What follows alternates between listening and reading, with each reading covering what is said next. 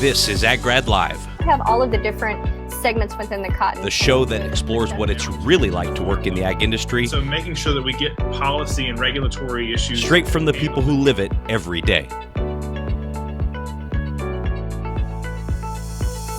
Okay, hello everybody. Happy Wednesday already. It's with the holiday, and then last week we had a little bit of break and I had some travel, and so it's been 2 weeks since we've had an AgGrad Live. So I'm very happy to be back. As I always say, this is my favorite time of the week where I get to stop what I'm doing in the regular course of work and sit down and chat with one of the recipients of our AgGrad 30 Under 30 to learn about their career, what's contributed to their success, and just kind of have a conversation about anything going on right now in agriculture that affects the work that they do. So a lot of fun. We've had, I think, maybe a dozen or so of these already done. So if you didn't catch them here live on Facebook, you can find them on the AgGrad YouTube channel or on the AgGrad website, or of course, if you're a podcast listener, on the AgGrad Live podcast. So a lot of options there, but excited to bring on our guest here today because we share a similar background in grain merchandising and grain management, but he's got a lot more cooler stuff going on than I ever did. So very, very excited to talk to him. Here is Levi Hall, General Manager of Beach Cooperative Grain Company, as well as, I don't want to get this wrong, Golden Valley Ingredients. Levi, thanks for being on the show.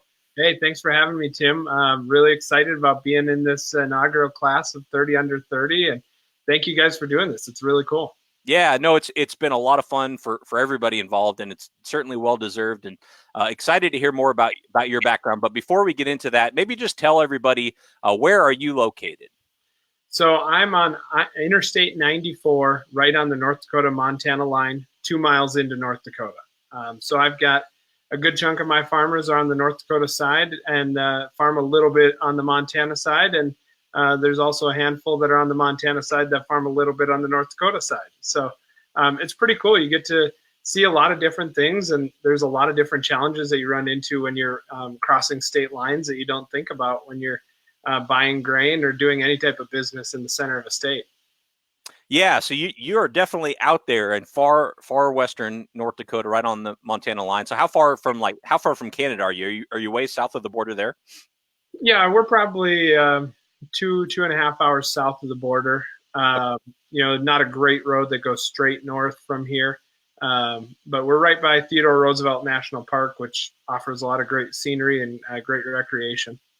Cool. And you've already got some fans in the comments here. You got Jordan Sinclair saying, "My guy Levi Hall," and then saying, "You look older than 30." You look older than 30. I guess we didn't do a formal background check, but Jordan is calling it into question. No, he and I work together. It's actually Jordan's birthday today, so happy birthday to Jordan Sinclair. He's a great dude. I learned a ton from Jordan when it came to working with people. He's got an infectious personality, and just learning how to bring that energy every day. It's so important, especially when you start looking at where grain markets are now, to be able to be optimistic every day.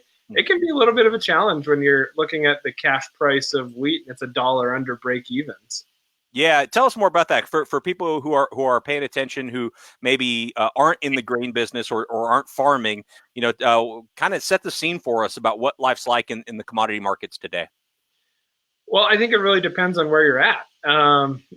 If you look at the I states right now, Illinois, Indiana, Iowa, all the Corn Belt, obviously it was a struggle to get anything planted, and it hasn't been ideal growing conditions. They're probably looking at some shallow root issues, and now 100-degree heat.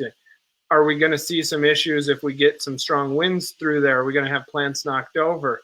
So in that corner of the world, there's a lot of issues. If you look at our area, we've got timely rains. We had a later than normal seeding time window, but everything was still worked out pretty dang well. So we've got great rain. We've had excellent growing conditions. We're looking at a bumper crop here. So we're going to be okay as far as break evens are concerned for the most part. We should be able to back our way out just based off of bushels, thankfully. But yeah, this year especially, it is very localized. And your position, you're the general manager of Beach Cooperative Grain Company, which is I'm picturing like your local elevator where you service your local farmers. They need a place to go with the grain, and so they go to you and you buy it from them, and then turn around and sell it to other buyers. Is that how it goes? For somebody who's not familiar with the process, walk us through what that looks like. I always tell people, Tim, that it's a lot like your typical supply chain where you've got your manufacturer and then a wholesaler and then your retailer, but you tip it on its head. And that farmer is that first step where they're the ones producing it. Then they bring it to me and we bundle it, make it bigger, and ship it out to someone who then makes it an even bigger, more attractive package for someone across the ocean. And then it goes across the ocean and then goes through back down into that 1 to 2 pound bag or into flour or whatever it's going to be made into. So it's a really interesting process. We get a great opportunity to buy grain from farmers daily, interact with them daily. And then we've also got a nice little agronomy department here too. So we're busy basically year round here, and it's awesome. And now for you, then you also have employees. I know Jordan disagrees here, but you are a young guy. How's that managing employees and having to make that transition where, maybe in college or early in your career, you could sort of be everybody's buddy, but then when you also have to be their boss, how does that work, and how have you handled that transition? Well, I'm not gonna lie, it's not always fun, Tim. There's definitely conversations that are difficult that you have to have, and you have to be on the side of the desk where you're the one that gets to set the rules or has to set the rules and then has to enforce them. And that's, there's a lot of challenges. I've found that when you give respect, you get respect, though. And that's definitely helped regardless of the age of the employee. We've got one employee here who's been here 36 years. We've got about 4 of them that have been here about 20 years. So, at the elevator here, we've got 14 total employees, and then Golden Valley Ingredients that we kind of touched on a little bit. We've got 4 more and 3 that'll be hopefully coming online here within the next month. So, I think that the biggest thing is when you take on a management role or any type of supervisory role, giving respect to get respect is the big thing. Sometimes you have to swallow a little bit of pride and admit when you're wrong, and the doors that open in those situations are really amazing. Absolutely. Well, got a couple more comments here. We got Colby Wortman in the comments as well, saying, "My dude, doing big things." Some emojis as well. So thank you all for tuning in live. Really appreciate that. You mentioned Golden Valley Ingredients, and I thought this was really interesting. I think we hear a lot about grain and agronomy, which you said you do as part of the co-op. But what's this joint venture? What are you working with there? So Golden Valley Ingredients, we started the backside of it probably about 3 years ago now. And it's a joint venture with Anchor Ingredients out of Fargo. And what we brought to the table was an origination side, and what they brought was a marketing side for peas, lentils, and chickpeas. And the reason that the relationship works so well is we're buying product that we've known from the second that it went in the ground, because we've been working with that farmer from burn down before pre-emerge, and we're working with that crop throughout its whole life. And then we're the ones purchasing it, and we're packaging it, or we're bringing it over to Golden Valley Ingredients, and we're processing peas, lentils, chickpeas down into sometimes 50-pound food-grade bags that will then be shipped overseas, either to Peru, the Middle East, Turkey, Europe, all over the globe. So it's a really fun partnership. The nice part was they already had all those global connections, and the marriage just worked really, really well. And how'd you learn to do all this? I mean, this sounds daunting, managing essentially 2 different companies, maintaining relationships with all these farmers. And if I understand correctly, you're not where you grew up. You're actually in a different part of the state. And understanding the markets and how to serve these farmers well. How did you learn all this? Well, there's 2 things, Tim. One, baptism by fire. And just never saying no to an opportunity, jumping into it and saying, I'll figure it out, having that confidence in yourself. And then when you can't figure it out, having the humility to ask the questions. I took an attitude early in my career where I said, I would rather ask these questions at 22 or 23 years old than be 40 or 45 years old and finally say, boy, I don't understand how the Minneapolis spot floor works for spring wheat. I should ask somebody. and they look at me and say, "You've been doing this for 25 years. How did you not find this out right away?" So I kind of looked at it and said, I hedge for a living. So I said, I'm going to look less like an idiot asking these questions now than I will in 25, 30 years. Yeah, it makes perfect sense. Sorry, my computer's beeping at me here. I hope that didn't come across too loud. But no, that makes sense. And I remember when I first started my career in merchandising, it felt like I was learning a brand new language. Like I didn't even know what they were talking about, with basis and spreads and arbitrage. And then, of course, you got all the abbreviations of the futures delivery months and all that stuff. Is like it was like stepping into a new world or a different country. Yeah, it takes a while. Yeah, it's a steep learning curve, but if you're an ambitious person and someone that has a lot of confidence in your ability to learn quickly, you'll figure it out fine. And so what's day-to-day life for you like? Is it, is it always wheeling and dealing and the phone's ringing and people are trying, beating down your door to sell you grains and peas and lentils and chickpeas, or, what's day-to-day look like?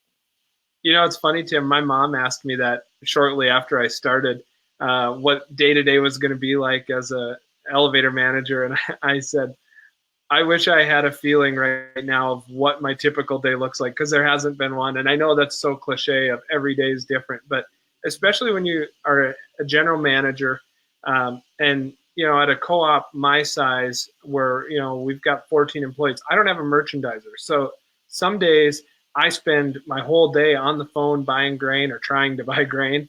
And some days I've got employee HR issues, or I've got, all sorts of different things that are going on. Maybe there's a safety concern that arose somewhere and I've got to go inspect that and figure out how we can fix that. Or I'm doing logistics for the whole day because we just bought a bunch of grain from all my merchandising yesterday. And now I've got to figure out how to get wheels under all this wheat or whatever I bought. And I've got to figure out how are we going to make this place click and everything flow just right. So I wish I had a great answer for the typical day, but it is so sporadic. And some days you come in expecting to be swamped and you look at the clock and it's only 9 a.m. and you're like, man, today's just going to drag on. And some days you come in like, oh, maybe it's a Friday and I'm going to wheel out a little bit early, and you're there till 7 p.m. So yeah.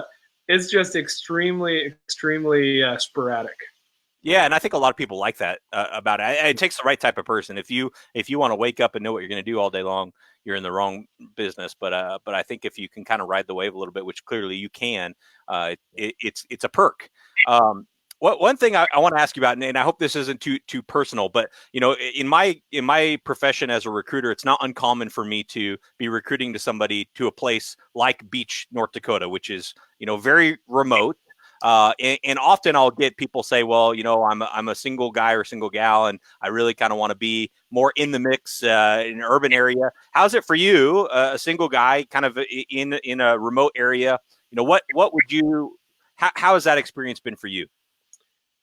I have had such a blast and I've learned so much. I'm not going to lie. There has been times where it gets lonely in a rural area, but you learn a lot about creating your own fun, and you find ways to do that. And, the nice part about being in the grain business is you're face to face with so many people all day. So, there's a brewery that's 15 miles away and I can go over there, and the odds that I don't run into a farmer are pretty slim.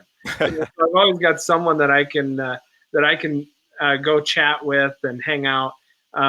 Or I take a book, or I go over to the national park, like I said, and ride my mountain bike, any of that type of stuff. You just find different ways. It's always good when you can beat your banker in a game of golf. So learn how to play golf, that type of stuff. So I would say that not saying no to opportunities, and this wasn't the first manager job that I had someone interested in me, but it was the best fit. And I felt like that was very important to me. And, I'm a pretty religious person, and I would say I've always felt that God has a plan for me. And so, it just felt like when it's going to happen as far as my personal life. So I took some risks and said, I'm going to go to this place with my career, and we're going to see what happens. Yeah, no, I think that's awesome. I think what a lot of people don't realize is, the opportunity you have where you are to be a general manager, as early in your career as you have, it would be a lot tougher, I would think, if you were just saying, well, look, I'm only going to look in Fargo, or I'm only going to look in Kansas City or Chicago. It would probably be tough to ascend to the level of responsibility that you're seeing right now. And then on top of that, financially, it can be really great too. I think when we lived in Bird City, Kansas, I think when we moved from there to Austin, Texas, the value of home ownership went up by like $200,000. And so it's like, it can also be really, really advantageous early in your career to put some savings away and benefit from that compound interest long term. So, no, I think that's great. Absolutely. Yeah. And I've actually taken some time to invest in some real estate too on the side, and that's been a lot of fun. And it's one of my hobbies, looking over deals like that. So, that's been a blast, but you're 100% right, Tim. Cool. Well, I'm seeing a 30 under 30 hunting trip in our future, because I know Ethan in Texas was talking about, hunting hogs down there, and with your real estate up in North Dakota, I'm thinking we could really do a whole tour. Well, Seth has to have a few elk out on his place, doesn't he? Yeah. Come on. Sure. All right. Well, good. Now that we've got you all committed, we'll have to do that. Well, what about, just can you point to anything so far in your job, in your role, that you could say like, hey, that right there, that's why I want to do this job, or that's why I do what I do? Maybe a highlight that sticks out to you, or maybe even something that happens regularly where you can point to and say, this is why I like doing what I do. I'm a problem solver. I love strategizing and finding ways around all sorts of different situations. So my favorite situations are like, in the last 2 months, we've bought close to 1 million bushels of durum, and our durum house only holds 330,000 bushels. So trying to get the wheels under that before harvest starts here at the beginning of August, and getting all that in and out, and shuffling it around, and making all the puzzle pieces fall into place so that we're empty at harvest still. The farmer gets his bins empty before harvest, and everyone wins. That's where I get my thrill. Yeah, and you throw into that the fact that you don't know exactly what day harvest is going to start, and you want to probably be hauling that last bushel off the day as soon as the new stuff is coming in. That is a challenge. And you don't know what quality you're going to have either. So what's this new crop going to look like? Are we going to have a lot of issues where maybe I should have held back some of my old stock to blend out and have 2 higher quality trains at the beginning of harvest that would have been worth a substantial premium? Or do I say there's going to be so many bushels out there that I'm going to be able to find enough bushels that are going to meet quality for a premium train? So, all that type of stuff is really fun. And that's by far my favorite part. Yeah. No, you are a perfect example that you can have, what you do is every bit of exciting as, in my opinion, a New York City private equity fund manager. I mean, you're having just as many challenges and dynamic variables thrown your way. And I think that's often gets overlooked, especially, among jobs in rural areas, that they can be every bit of exciting of careers as you could get, anywhere else. Absolutely. And, you mentioned the grain industry's got at the top end some pretty profitable positions. So, being able to maximize that at a young age and everything, I mean, that makes it all even more fun. Right. Definitely. And I want to talk more about the peas and lentils, because that's been in the news a lot lately. We've even on the show, we've talked about alternative proteins. And I think there's been articles around about, now we need all this new pea protein so that we can make this, alternative meat. With you being, a trader in that market, can you help us kind of understand what those specialty markets are doing? I'm just kind of intrigued. Well, there's a lot going on in that market right now. For peas specifically, without China and India buying, first of all, they're 40% of our purchasers every year. So, and is that because of tariffs? Yeah, that's all tariff driven right there. So between that, and I think the unspoken thing that people forget to mention, or choose not to mention maybe, but the strength of the US dollar. Right now, the US dollar is trading at like 94, 95 points. That's just way too strong for anybody to be able to afford the US commodities. We need the Dow to come back off of 24, 25,000 points, and we need it to come back to 20,000 or maybe a little bit less before we're going to be able to be competitive exporters again. and get those values to drop. And I think that's a big part of what people forget when they start talking about the international trade. But the tariffs are definitely a huge part of that. Once you take that dollar and then you say, okay, we're going to add a 25% tariff on top of this, it becomes unattainable to ship into some of these countries. And we're talking China and India. If you start talking some of these third world countries that have to use these peas or lentils for their protein source because they can't afford U.S. beef, they're definitely not going to be able to afford to import. So that's what's happening on a global scale right now in that market. We are seeing a steady increase in domestic demand for peas and lentils. In the pet food sector, we've seen the specialty non-grain, non-GMO type of dog foods. Those are growing at like 30 to 35% per year, while normal pet food, the entire market, is growing at merely 1%. So it's definitely outpacing overall growth. And we're seeing consumers, especially millennials, that are paying more attention to what their pets are eating. Yeah, I wouldn't fit in that category. It's always a discussion in our house, like, why do we spend so much on pet food? That they're all balanced rations, right? Yeah. But I think your point is valid, and I know you have a lot of farmers that lean on you for this type of market information. So you could probably expect a phone to ring at some point in any given day, and a farmer asks you your opinion on the markets or your outlook. Where do you go for that sort of information? I imagine you've got to be prepped for that. I get my spring wheat information from Benson Quinn Commodities out of Minneapolis because they have such a great pulse on the spring wheat market. And then I'm always checking the news throughout the day, whether it be newspaper websites or on Twitter or wherever, and then just kind of dive in. And I try and get balanced information from what seems to be a more polarized news media every day. So I try and read a little bit of each side and try and split it down the middle and see what's actually going on. So it's a fine balancing act of just taking a lot of information in and using your gut judgment. Yeah, was that hard at first? One thing that I think a lot of people struggle with, especially those early in their career, is like feeling like they're supposed to be the expert, but they don't have the life experience to kind of be the expert. How have you handled that, and what's helped you kind of with that sort of mindset? I think the inquisitive mind definitely helps. Being, again, going back to asking questions when you don't understand something. It's not my job to trade 5 and 10-year bonds. So to ask, how does that affect the wheat market? Or why does oil affect spring wheat? Because they've got an overlapping relationship when you view them on a chart. So being able to go out and just ask questions. One of my friends one time made a comment to me as we were at an establishment having a few adult beverages, and he said, it just amazes me how every merchandiser I feel like I've ever known always seems to know a lot about everything. Where they're just so diverse. And it's because there's so much going on in our world that there's always something you don't know. And I've got a quote on my Facebook page that I absolutely love, where it's, if you're the smartest person in the room, you're in the wrong room. And so I try and live my life by that. And if, there's always someone you can learn something from.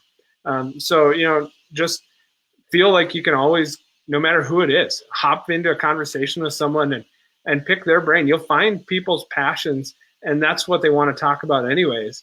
And then you'll never know what you'll learn. You'd be surprised. Absolutely. Yeah, no, I think that's 100% true. Now, did you grow up on a farm, or did you always know, were you born to be a merchandiser from day one, or when did that kind of become the goal for you? Well, I think if you ask Mom, my wheeling dealing attitude was from day one. But no, I never grew up on a farm. I always wanted to farm. I always found it enticing, and it was cool, but you can't wake up and say, we're going to go buy a $700,000 combine and a $500,000 tractor and the implements to match, and then go buy 10 quarters of land. That just doesn't work. So no, I grew up on a small hobby cattle operation that I'm still involved with today. We've grown the herd from when I was a child, and we've got registered Angus, Simmental, and Sim Angus cattle now, and we have a bull sale every March. So anyone out there needing a bull, look me up. And we do competitive show cattle too. So show heifer people also look me up. But yeah, I grew up in the ag sector, very close to it. My mom's side of the family, she grew up in a large family, and all of her brothers still farm. But it just wasn't in the cards for my family. So I got cornered after church one Sunday. The elevator manager in my hometown grabbed me and said, "Why don't you come intern for me for a summer?" And ever since then, man, the fast pace of everything got me. That was 2011. So prices were good and people weren't afraid to sell. So it was fun. And then the next summer I interned again, and it was 2012. And we had a corn crop because I was interning up in northwestern Minnesota, in Argyle, Minnesota at Marquette County Grain. And boy, every report day it was up limit. So, that's, as a young impressionable merchandiser, I was like, man, every report day it's limit moves. This is amazing. This industry's fun, So yeah, it was just, that's what got me hooked on it all. No, that is great. And what about other shout outs you want to give? I like to have, give every guest on this show a chance to shout out any sort of experience or person that's had a big impact on helping you launch your career. Well, I think first and foremost, Bill Wilson, Dr. Bill Wilson, my advisor and professor at North Dakota State University. He is world renowned for his expertise in grain marketing, and it's a big reason. It's a big reason I'm at where I am. He's a phenomenal connector of people, just an all around really good person. And then the managers that I worked under before coming out here, Kelly Westby and Jim Fagerholt, were fantastic people. And Dan DeRushi, who had my internship in the hometown and got me into the business. Every one of those people I learned just a little bit from. And I wouldn't say that I managed like any one of the three, but I managed like all of the three, if that makes sense. I kind of picked and chose the parts that I like from each of them, and the parts that I felt my coworkers weren't complaining about or were complaining about least, and said, this is how I want to govern a business someday. And I think that it's worked out pretty well. And who is your boss in your current situation? If you're the general manager, who do you report to? I've got seven bosses immediately that are all on the board of directors, but we've got 1,200 patrons here at the co-op, 200 that are active. But, so technically all of those patrons, every one of them, because they give their feelings much like you do in Congress or Senate, where if you're not happy, you go tell that person and try and enact change. So much like that, that's if the membership isn't happy, they go to that board of directors and they directly govern me. Cool. Well, last question here for you, then I'll let you get back to your day today is, as you think about kind of the future of agriculture, and you can go as narrow a definition of agriculture or as broad as you'd like, what do you think are the problems we're going to need to be wrestling with in the coming decade, at least from your vantage point? Labor. I think that hands down, labor is the biggest one. I look at not only at the elevator, but I look on the farms, and I look at how my farmers will struggle to hire good quality help. So I really do believe autonomous farming is coming. I think it's going to be smaller equipment. I think it's going to be, instead of having one $500,000 tractor, you're going to have $500,000 tractors. Something like that, where it's going to be a much smaller, much more efficient way of farming. But I really do believe that, we look at the nation as a whole, and North Dakota's been hit by it. But the thing I found as I look around is that it's not just North Dakota, but everywhere is struggling with outmigration of young, talented people. And I think that if people knew about positions in the grain industry, like we've alluded to here, there's some really good jobs in rural America. And so just being able to, either talk that significant other into going out there, or jumping in and saying, I'm single, I'm going to go do this. And I'm going to, be like me, who married my career for my 20s and said, I'm going to take the advantage that I'm going to have at 30 years old of having nearly 5 years of elevator manager experience, and be able to go into any interview someday and say, look, I've got 5 years of management experience and you can hire me and have me for 30 years. That's a pretty powerful stick to be wielding. So, don't be afraid to take some risks. But I do think that labor is the big thing that, we struggle with here at the elevator, and all of my farmers struggle with. Good deal. Yeah, I can't agree more. I mean, it's a big problem at all levels. Really appreciate you being on the show, Levi. If somebody wants to reach out to you for more career advice or to sell you some grain or peas or lentils, what's the best way to get a hold of you? Or to buy cattle. Don't forget that one too. Oh yeah, and to buy cattle. Where can they get a hold of you? Well, Facebook's the best, Levi Hall. My LinkedIn, Levi Hall. And then I've got Twitter at Levi R Hall, I think, and Instagram at levi.r.hall. I think those are all my handles, but I don't know. Just look around. There aren't too many Levi Halls out there, so you can find me. Probably not many in Beach, North Dakota, other than you. Not too many, no. Well, thanks again, Levi. I really appreciate this. We will end this broadcast. We'll be back next week, but thanks and congrats again. Hey, thanks a lot, Tim. Thank you for joining AgGrad Live. Visit aggrad.com, that's AGGRAD, to join the community, create your profile, and learn more about careers in the agriculture industry.